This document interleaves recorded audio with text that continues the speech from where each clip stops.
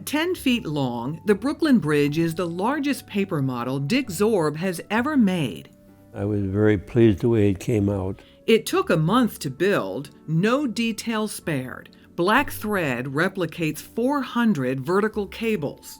I had to stretch them down and hold them in place vertically, and then attach a drop of glue at the bottom and cut off the excess after it dried. Dick's models are made from cardstock, a heavy grade of paper. He cuts out the pre-printed designs. This is not the fun part.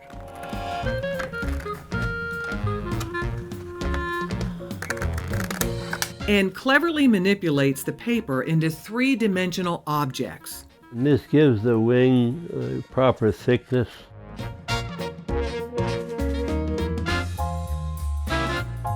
Vintage aircraft are his specialty. Like many young boys during World War II, he became infatuated with aviation and military jets. Wheaties cereal offered paper models. For the box top and 10 cents, I could send away to General Mills. I had a choice of 14 different World War II fighter planes. He says most of those Wheaties paper planes met a fiery demise. I would light the noses and throw them so they went down in flames. But Dick put a bunch away and forgot about them. Many, many, many decades later, they turned up.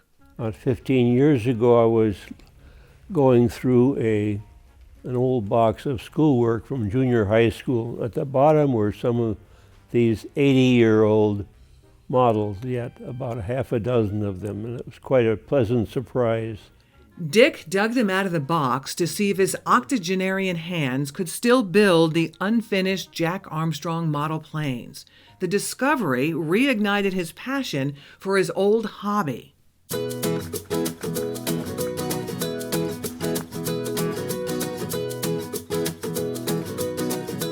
Now 92 years old, Dick is still cranking out cardstock models, making them out of his home in Nashua. His collection stands at about 200. This is a model of the Norge.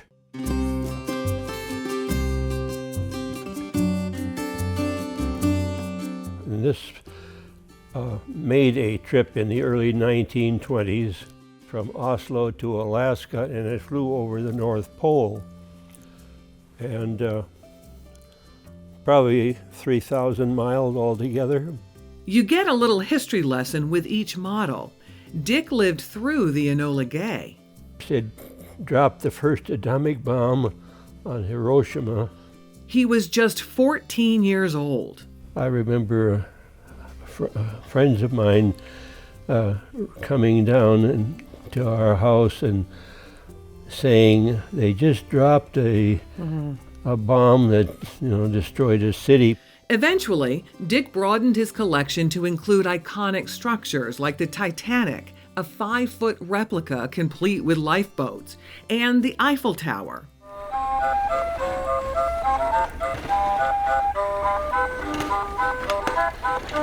His Carnival carousel plays music.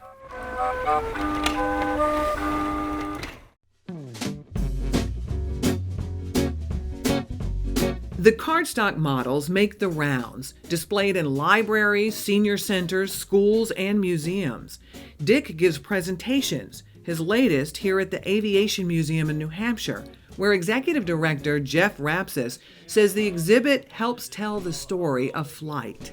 We never hear as many oohs and ahs as when people come in and first see the scale of what Dick has achieved with his cardstock modeling passion. It's a whole world that he's created. He'll often donate some of his models. They're also up for sale. But mostly, he loves sharing his passion.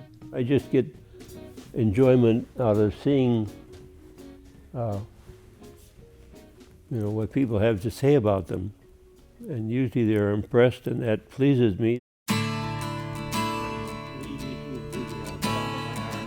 He came close to calling it quits. When he was 88, he suffered a stroke. I was concerned, obviously, that I wouldn't be able to And they asked me when I went to rehab, what is your goal? I said to make cardstock models again. And he did, even tackling some of the most challenging models like the hot air balloon, first to fly across the English Channel.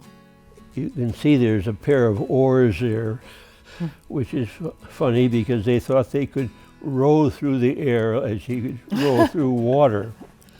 The balloon nearly crashed because it was too heavy. The two explorers dumped everything over the water, including their clothes. I can imagine the onlookers that were there seeing these two guys in the buff exiting that balloon. So in your model, do they have clothes on? Yes, they do. Yeah, this is prior to. This is the PG model, right? Yeah.